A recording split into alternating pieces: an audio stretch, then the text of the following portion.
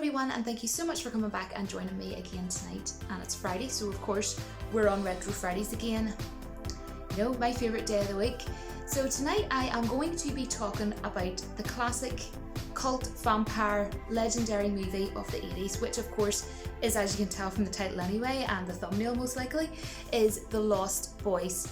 So I'm really excited to be coming on talking about this one, so let's just go ahead, roll the intro and let's get started.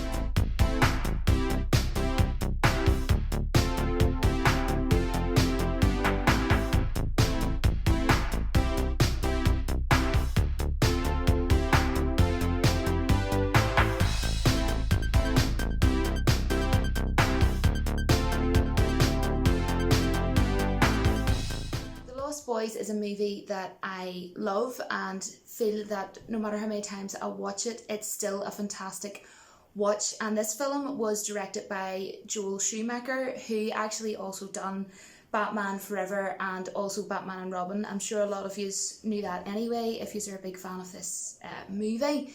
And I know a lot of people don't like Batman Forever and also don't like Batman and Robin, but I actually love both of those movies, so you know, I just thought that I would put that out there. And I loved the Riddler in Batman Forever, but that's not what we're here to talk about. But the first thing that I actually do want to talk about in reference to this movie, The Lost Boys, and I have to go there first, have to hit it first because it is classic. The opening freaking well song, the theme song for this movie, Cry Little Sister by Jerry McMahon. And that song is just hauntingly legendarily isn't even a word, but it's legendary, it's haunting, it's just incredible, and it massively suits the movie. And it's literally one of the best openings and best songs for to start off a movie in general, because of course you see literally how the movie opens up. You see Warner Brothers, see the water and everything, it's all dark, and you hear the song starting off, you know, like awesome. Cry little sister, cry little sister, love that song. So what I wanted to say as well though is it's really cool and really interesting. Actually, I remember reading this ages ago, and I don't know, I just thought that you might find it interesting. I always love watching this movie around Halloween time. You can let me know when you would normally watch this movie. But Jerry McMahon actually was approached by, I think it was like Warner Brothers Music, with a script of the movie and told, you know, here is the script. You know, because normally he liked to have a script before he put a song together, basically. Makes sense. But he was living in New York City at the time, and he felt he really connected with the script of The Lost Boys for the movie, because at the time he was living in New York City. It's literally my all-time dream place to visit is New York City, because Friends is the best thing ever. It's my favourite TV show. But anyways, moving on. He felt that New York City was very sort of like a gothic-like styled place in very dark times. So he felt from the nature of the script that he really did connect to it, and believe it or not, he wrote this freaking epic song, Cry Little Sister, in just 30 minutes apparently. And also he then afterwards, I think it only took 2 hours for him to put everything else in there after, no lyrics and you know, everything put together. And then 2 days after he had literally recorded it and done the song, Joel Schumacher actually contacted him personally himself by phone and was like, dude, you nailed it. He literally just said to him on the phone, apparently, you nailed it. That song is still like insanely, immensely popular because of it being the theme song of this fucking well gosh darn movie. And I think that's great, and he really is so talented. And I was actually, I actually always listen to this song quite a lot. But I remember about maybe a year or so ago on YouTube, I was actually watching Jerry perform on like a stage. I don't know where he was performing, but it was on YouTube, and he was using his acoustic guitar and everything.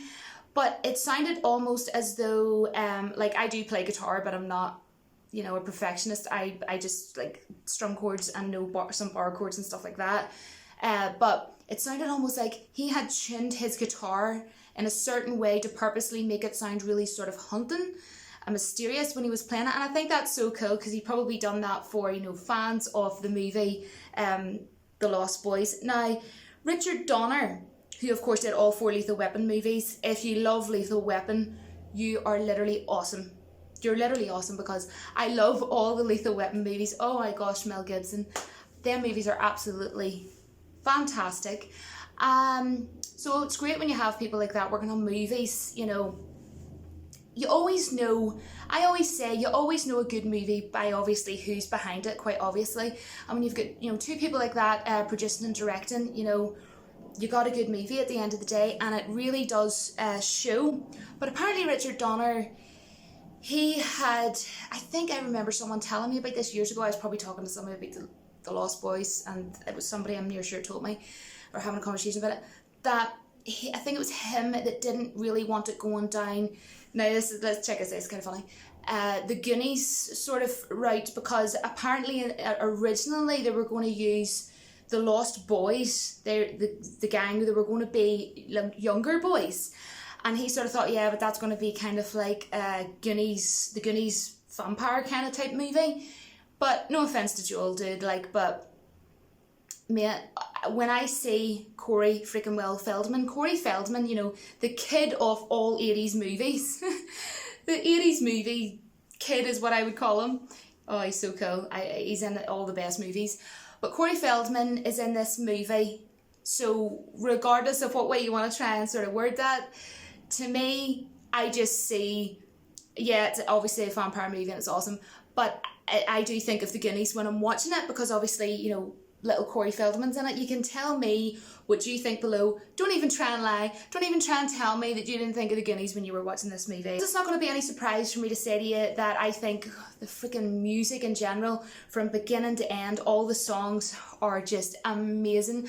But the good thing about the songs is not only do they suit the tone of the movie, you know, mysterious and haunting music going on, all the song choices, all the songs that they actually have in throughout the movie really, really do suit. Aside from the theme tune, Lost in the Shadows and I Still Believe are probably my 2 favourites. They would be my 3 favourites. So I just think that the music was really upbeat and sort of really funky and so cool, as was the whole entire movie. And that is the thing about this movie. It did come across as just a very sort of cool style to it. And what was really smartly done was they smartly sort of focused on different genres within this movie. Like, yes, we obviously clearly know that it's about vampires, but it wasn't just about a movie that just, it was interestingly not just like, okay, here's a bunch of vampires, they're going to go around and devour people. It wasn't like that.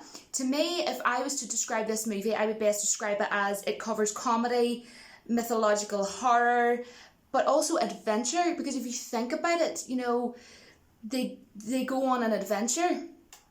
So, you know, as well in terms of just vampire movies in general, I think it opened up many doors and probably became extremely inspirational, in fact, for other directors and producers to make, you know, vampire-based, horror-based movies. I think it probably inspired an awful lot of filmmakers as well. But, you know, not only that, what really made this music stand out, apart from the awesome soundtrack and the awesome music and everything else, was the fact that they'd done this movie in a very cool style at the time. Do you know, does that make sense?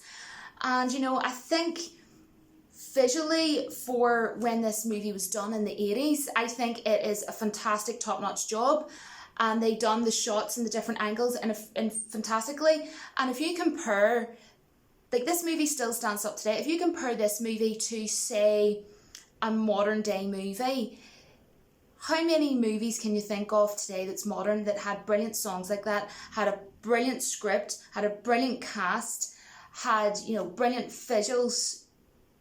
You know, to me, it couldn't compete with a lot of modern day movies, and that is just my opinion. And what I also loved was the fact that it was kind of very Cluedo, you know, it was kind of like a game of Cluedo, where myself as the audience, the very first time that I actually watched that, you're sort of trying to think out, like, well, who is the head vampire? And then one night you're thinking, oh, it's this person. The next one you're thinking it was that person. And But as is the Frog Brothers, they're trying to figure out as well, okay, we need to find out who the head vampire is, because of course, you know, they were trying to convince Sam, played by Corey Haim, which very sadly, he died really young in real life. Like, I can't remember exactly his age, guys, but you can educate me below if I'm wrong, but I think he was like 38 or 40 when he died. I just find that so heartbreaking, so I just wanted to say, like, God bless him. But yeah, of course, Sam's character wasn't convinced. They were trying to convince him and everything. You know, this town's packed full of vampires, and he was like, ah, yeah, right, or whatever.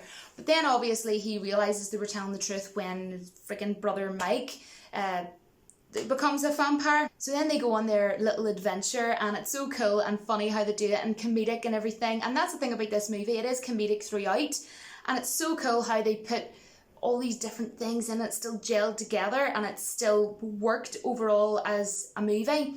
And they realised that if they kill the head vampire, figure out who it is, and then kill the head vampire, then kill the head vampire, then they will be able to reverse it, and he'll be able to save and help his brother Mike. And you know, of course, he was only half human, half vampire, but they knew that if they were able to find the head vampire, that they could basically save him, and he would stay human basically, and he wouldn't end up, you know, turning into a vampire forever. And it's so funny. I love, you know, the dinner scene. I'm sure you don't know what I'm talking about, where they're all sitting at the table and Sam offers his mum's boyfriend, you know, the guy that's just started dating, cheese for his food. He's like, yeah, okay, son, or whatever. And he hands him like tons of garlic. And it's just funny, you know, the way they were doing little things like that, and just how they were up to mischief and sort of like little detectives, I suppose, I guess, to try and find out who the head vampire was. I thought that was hilarious. Like, one thing I want to say is this movie pretty much had it all. It had a fabulous script, it had fabulous music, fabulous visuals, as I said earlier, especially back then, and still holds up now, the visuals, and brilliant cast, as I was saying earlier. I mean, we have Corey Feldman in this movie, so what more you can ask for? And you also had freaking well Alex Winter, and I cannot wait. He obviously played Bill in Bill and Ted, and I am excited, honestly, for Bill and Ted 3.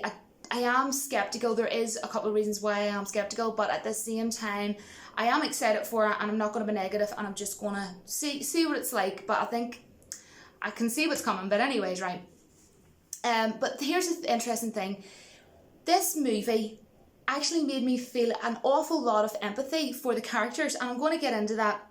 I felt sorry for Michael because when he moved to Santa Clara with his mum and his brother Sam, he was smitten from the get-go when he seen the character Star, and I really love her character, and the relationship that the sort of relationship adventure that we got to see them two go on, because she pretty much used him as bait to lure Michael in to David's gang. But then you actually feel empathy and so sorry for Star, because you then get to learn that, you know, that sense of the sense that she wants, like, escapism, I hope that makes sense, from the dark world of where she is with the Lost Boys. And then you feel so much empathy for her. Sometimes you're kind of like, I feel sorry for Michael, but then you're like, I feel more sorry for her. Okay, now I feel really sorry for Michael again. This isn't right. You know, I kind of felt like they made me feel really connected to the characters in this movie, and made me feel emotion, made me feel empathy, laughter, so many things. And I really like that when you have these scrambles of emotions throughout an adventurous story like this. And also, I love how Keither Sutherland, he played David. He was a fantastic villain, because of course he was a villain in this movie. But something that I find very, very intriguing about his character was the fact that the relationship between him and Michael, and how it was, because now maybe I could be wrong, but this is how I actually seen the film as a viewer every time I watch it, is that although he knows himself, he's an out-and-out vampire, he's never going to grow old, he's never going to die, I think he had that sense of he missed having a proper friendship with a human. And I'm not saying he felt jealous of Michael in a bad way, but just that he had that sort of like an envy of, I wish we could be mates, dude, you know what I mean? Like, and it's a shame I'm a vampire, but at the end of the day, can we be mates kind of thing. That's kind of what I got from it, because you could even, like, at the end of the movie, almost near the end of the movie, the big fight scene, when they're both come one-on-one and fight each other at the very end, and he even says, I don't want to have to kill you. So, they really did, create a bond, and you could see that within the movie, and I just thought that was really interesting. And my favourite character, talking off that, is actually Michael in this movie. But I do think that the cast overall did a really good job. There was nobody in the movie that annoyed me or irritated me, or that I wasn't that fussed on. But I want to now talk about a few of my favourite scenes, and scenes that I thought were worth a mention, basically. But obviously, there's just, the movie's brilliant in general, so I don't want to mention every single thing and have this video going on forever and a day. But one of my favourite scenes was when little Sam was in the bathtub and he was, washing his hair or whatever. And Mike walks up the stairs, and, obviously he's getting the temptation of, having a feed or whatever, right? But he goes up and he opens the door, and then, I love Sam's dog, by the way. Love huskies. They're absolutely stunning. So cute. Jumps on him and bites him. And then he runs down and everything, and he realises that, he's a vampire, because he sees his reflection in the mirror, and he says, you're a creature of the night, Michael, just like out of a comic book. And I thought it was really cool sort of little thing he said, because of course he was, really like nerdy, really into his comic books and stuff like that. And then he said, I can't remember exactly what it was he said, but it's like, you're a damn shit-sucking vampire, Michael. This is the way he said it. He's like in his wee robe, and he's like walking over here, you're a damn shit-sucking vampire. And so I think it's something like a little kid would come off with when they don't know what's going on.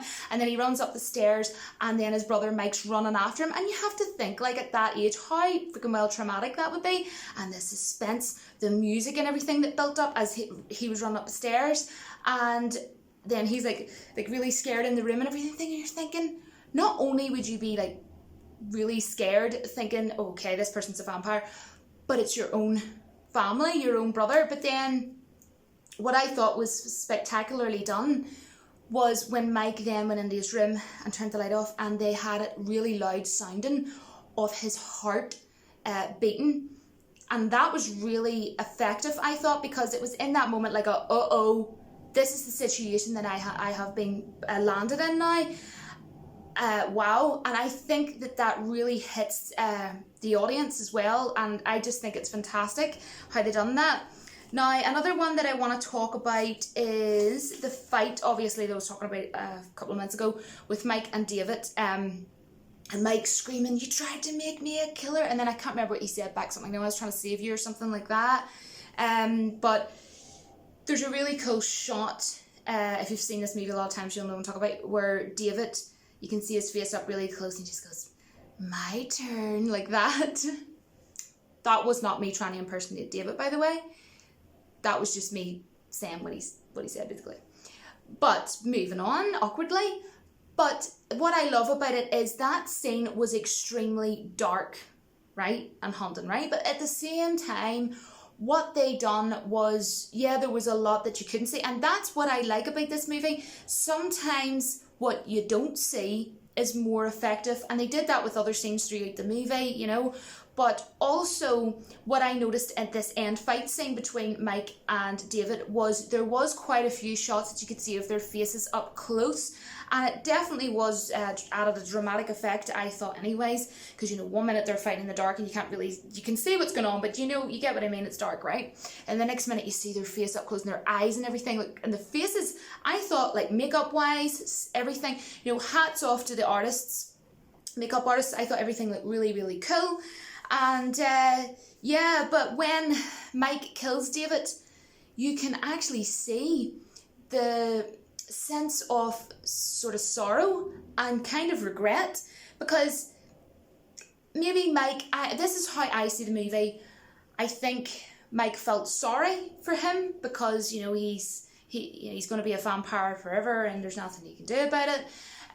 But I think that he's seen that David wanted a friendship with him, and he probably did feel bad about it and really sorry, because you could see he didn't look like he was extremely 100% happy with actually having to kill him. So I think it went back and forth. They both had that same thing, like he said, you know, Michael, I don't want to have to kill you, join us. And then interestingly, that then switched. He killed him, but he just sort of stood there like, I didn't really want to have to do that, like, to be frankly honest. And just that's what I'm saying, like that switch of emotions with different characters and the empathy of different characters that I really, really liked. And there's a really funny scene of Michael when he's, you know, the initiation sort of scene, and David cracks a joke about the Chinese. He's saying like, oh, you don't like rice, Michael? You don't want rice? So you don't agree with the billions of Chinese people? I can't remember exactly what it was he said. But what still freaks me out to this day and gives me the shivers is the maggots when he goes, it's maggots, Michael. You're eating maggots. And it really does freak the heck out of me. It's like, if you were eating and just heck to the freaking well no. And of course this isn't going to come as a surprise. But the scene with the freaking well awesome music playing in the background, Lost in the Shadows, the motorcycle scene, I just think it was really fun, really entertaining. And I liked how it started off with light fog and then it got, you know, more foggier. But then it's, you know, that song's very upbeat, you know, lost in the shadows, da-da-da. Lost in the shadows. And then the next minute, it just goes to very dark, dramatic, eerie, mysterious music. And probably getting a bit too excited. But then Michael like falls off his motorbike and almost freaking well falls to his death over a big cliff. And that visually is fantastic. But you're just going, oh my gosh, like David is such a, like the leader of the gang, what a little shit. You know, he really was an evil little shit. But I will be perfectly honest, like I really did feel sorry for him. And I don't know, I just thought it'd be really interesting to ask if you actually felt sorry for his character as well. And another scene, I've just got my notes here with me guys as always, because the last scene that I wanted to talk about, I nearly forgot, was when Michael's seen the Lost Boys having their feed, you know, feeding. And there's like a big fire on the beach. And you could tell he was like didn't even want to look at first. You know, really, really freaking him out. And he was absolutely horrified. Then the Lost Boys just walk up like kind of like a small hill. And they are as cool as you like. And they just stand there. And then you can sort of see sort of slight amount of flame from behind the hill or wherever they're standing, and they stand there and they look as cool as you like. And then David says to him, so now you know, something along the lines of, so now you know who we are and you know who you are, you'll never grow old, Michael. And that scene is just so cool, and I'm sure that's a lot of people's you know, favourite scene or whatever, but they were just some scenes that I thought that I would mention. And then also at the end when Sam's Granda is opening the fridge and they're all just standing there and he gets a drink or something out of the fridge and he just goes, there's something about that's one thing about Santa Clara, and then something about I never could stand or I never could stomach all the damn vampires. And then he just closes the fridge at the end of the movie. And it's just so random. And we all know that I love a bit of randomness. We all know I love comedy cheese on my burger with a bit more comedy cheese on my burger. Why not? So that is my Retro Fridays little sort of like chat discussion I wanted to come on and talk about. So thank you so much for coming and joining me, and please let me know if you have any favourite scenes in this movie. I would also be interested in your thoughts on stuff that I've said throughout this, but also please let me know your favourite 1 or 2 characters. Thank you so much again for all the support that you have all been giving me for this series that I love doing, Retro Fridays. So until the next one, thank you so much for watching, and I will see you all soon. Bye guys.